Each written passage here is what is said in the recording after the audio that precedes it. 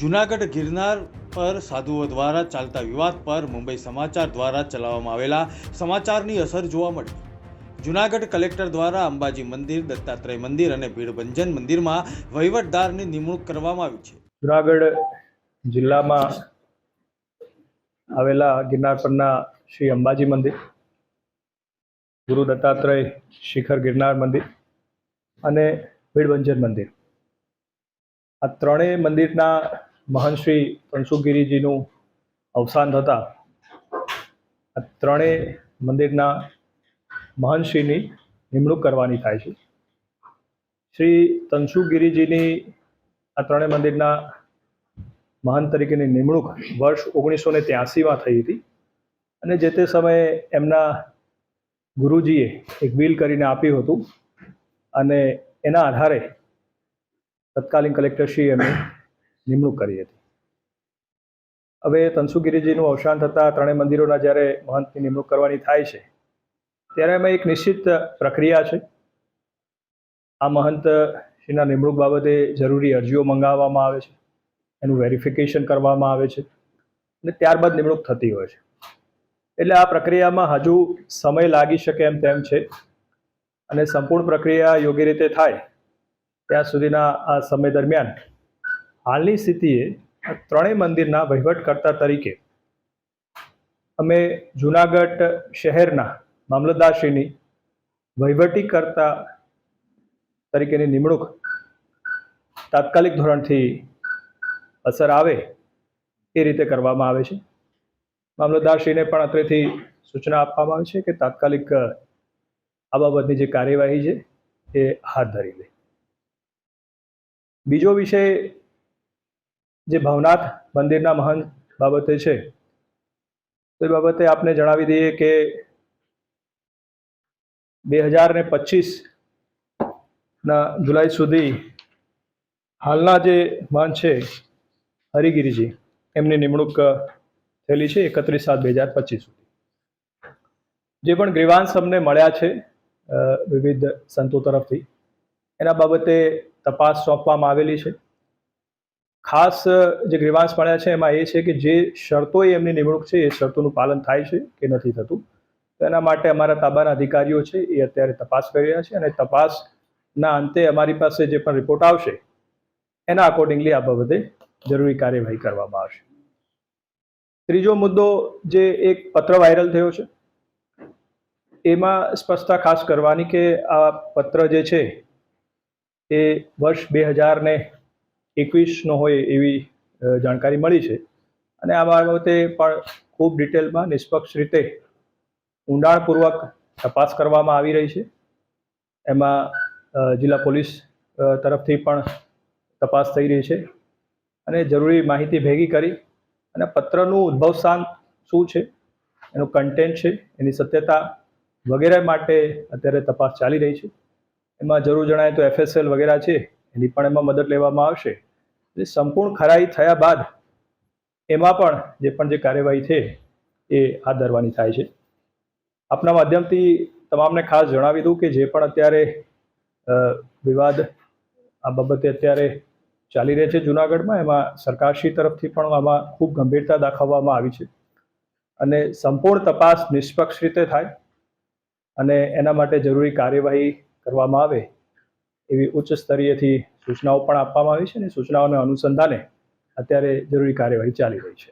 હાલમાં ગાદીપતિ મહેશ ગિરીબાપુએ ભાજપના deputy mayor અને લોહાણા સમાજના અગ્રણી ગિરીશ કોટેચા વિરુદ્ધ આક્ષેપો કર્યા બાદ તેમણે પત્રકાર પરિષદ કરી હતી। આવો જોઈએ ગિરીશ કોટેચાએ મુંબઈ સમાચાર સાથેની વાતચીતમાં શું કહ્યું। નમસ્કાર, હું છું મિલન ત્રિવેદી મુંબઈ સમાચારમાંથી અને અત્યારે ગિરીશભાઈ કોટેચા આગળ પણ તમે સાંભળી ચૂક્યા છો કે એમની જે વિગતો છે। હવે મારે બે તમને વાત કરવી છે। એક તો અત્યારે બ્રેકિંગ જૂનાગઢનું એ છે કે અંબાજી, ભીડભંજન અને દત્તાત્રેય મંદિરમાં વહીવટદાર નિમાઈ ચૂક્યા છે। જૂનાગઢ મામલતદારની નિયુક્તિ જિલ્લા કલેક્ટરે કરી નાખી છે, છેલ્લા સમાચાર છે। એટલે એક એમની જે વાત છે એ પણ સરકારે પણ ક્યાંક સાંભળી લીધી છે। અચ્છા, હવે બીજી વસ્તુ કે મારે એ જાણવું છે કે આપ જે મહેશગીરી ઉપર આટલા આક્ષેપો થયા છે, લોકો પણ કરે છે કે આપ કરો છો, તો એના કોઈ પુરાવા, આધાર પુરાવા? બધા આધાર પુરાવા બાપુ, રાતના 1:30 વાગે તમે હોસ્પિટલમાં ઘરી કે જે તનસુખગીરી યારે કોઈ લેવા દેવા નથી, તમે 1:30 વાગે કેમેરામેનને લઈને આઈસીયુ વિભાગમાં એ સાયન્સ શીખા તમે કરી આવ્યો, એનાથી વધારે કયો હું અચ્છા, તમને હવે એ બરાબર છે. તો ગોકુલ હોસ્પિટલમાંથી સીસીટીવી ફૂટેજ તંત્રએ કલેક્ટ કર્યા છે? કરવા જોઈએ. માને નથી કર્યા તો તમે એના માટે પણ મેં રજૂઆત કરી, કરવા જોઈએ. બીજું ખર્ચે એટલા માટે થઈને કે આ માણસે 4 આઈએસ ઓફિસ ઉપર આક્ષેપો કર્યા છે.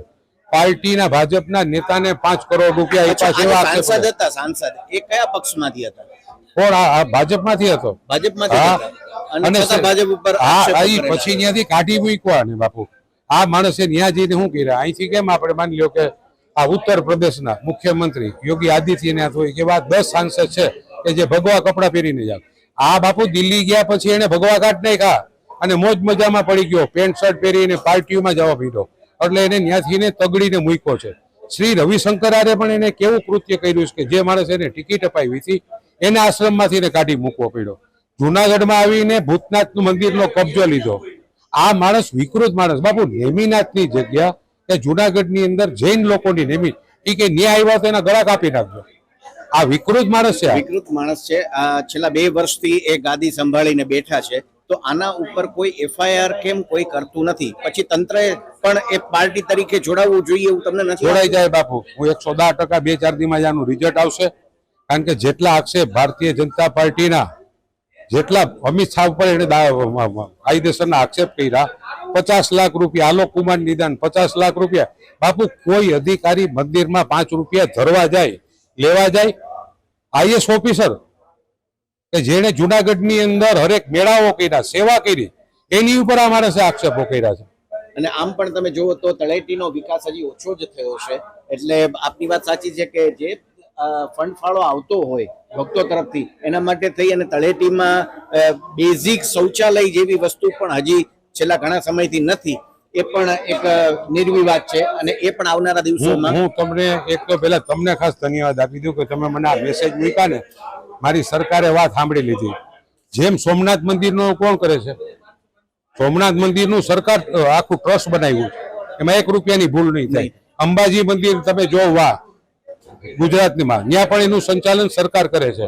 આ મામલતદાર સાહેબની જે નિમણૂક થઈ ને, આ 2 જણાએ જે જગ્યા પડાવી લેવી હતી ને, હવે એની જે આવક થાય ને એમાં અપ ટુ ડેટ 1 રૂપિયાની ભૂલ વગરનું આયોજન થાય. તમે મને સમાચાર આપ્યા એના માટે ધન્યવાદ.